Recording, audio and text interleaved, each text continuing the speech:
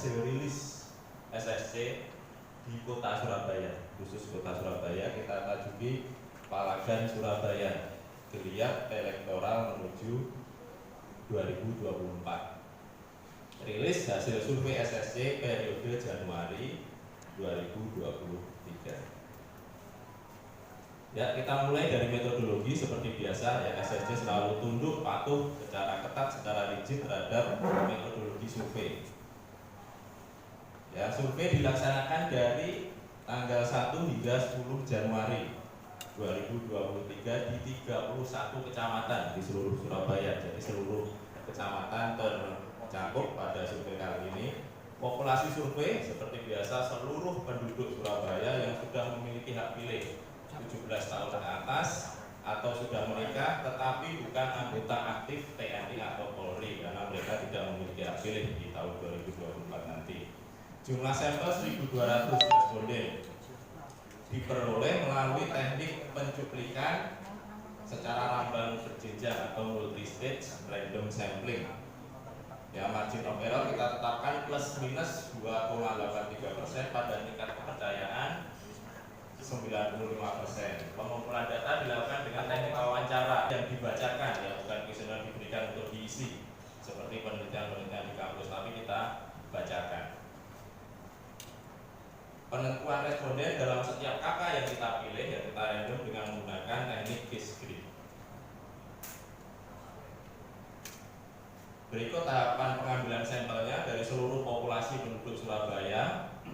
Kita perkecil lagi menjadi 1.200 responden yang kita bagi secara proporsional ke dalam 31 kecamatan.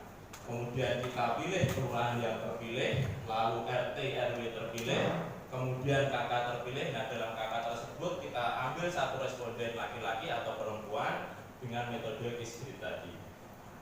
Apa itu metode case grid? Itu panjang penjelasannya nanti. Kalau mau ditanyakan di sesi tanya jawab. Dan dari mutu kita lakukan secara ketat juga ya, dari sekian puluh dalam konteks survei Surabaya kita menerjunkan tidak kurang dari 90 tenaga lapangan atau surveyor. Itu kita latih dulu selama 1 hari penuh menjadi seorang surveyor yang baik bagaimana. Kita oleh petugas untuk memastikan apakah petugas kita betul-betul telah bekerja dengan baik, betul-betul sudah sampai ke rumah itu apa hanya sekedar mengarang. Ya, jadi kita tanya, selamat malam Bapak Ibu, apakah betul ada petugas kami yang bernama A misalnya telah datang ke rumah Ibu melakukan wawancara, bagaimana cara wawancaranya, berapa lama dan seterusnya. Ya, jadi kalau kita data yang baik. Kontrol intensif, jadi setelah data semua masuk, kita olah. Dalam pengolahan itu kita juga melakukan kontrol lagi, jadi data-data yang salah ketik dan seterusnya itu kita perbaiki sehingga akhirnya data tersaji dengan baik, dengan valid dan objektif. Jadi ketika mereka miskin, kepuasan terhadap kinerja pemerintah kota ya 79,6, puas terhadap kinerja Muji 73,3%, yang kurang puas 19,7%, yang tidak puas hanya 2,5%. Selanjutnya janji kampanyenya ya sebagian besar menjawab bahwa Heri Armuji sudah melaksanakan janji kampanyenya. 68% melaksanakan janji kampanyenya. Perkembangan kota Surabaya selama dipimpin oleh duet Heri Armuji, 61,8% responden menjawab semakin baik ya.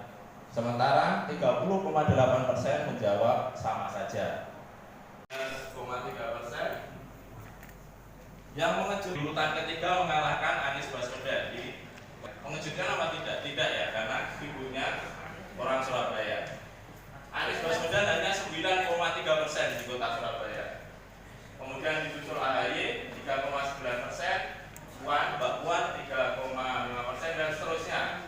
Paling sedikit Caimin atau Muhaimin Iskandar 0,6%. Jadi ini selaras di banyak survei, di banyak tempat, oleh banyak lembaga survei bahwa memang angka elektabilitas Ganjar Pranowo itu sangat tinggi di atas dibandingkan dengan kandidat-kandidat lain. nanti kalau ada rezeki lagi kita undang mas-mas bapak lagi, nanti 4 bulan lagi kayak apa, semua masih mungkin berubah karena politik itu sifatnya masih dinamis. Dan yang paling penting nanti itu adalah mencermati pada bulan Januari, karena pada bulan Januari itu kalau kita melihat tren dari apa yang selama ini muncul, jadi tidak usah baper, ini saya perlu sampaikan. Nanti kalau ada partai politik, caleg atau apa, saya kok masih sekian, ingatkan aja bahwa kita masih punya waktu 1 tahun 1 bulan menuju 14 Februari 2024. Oke.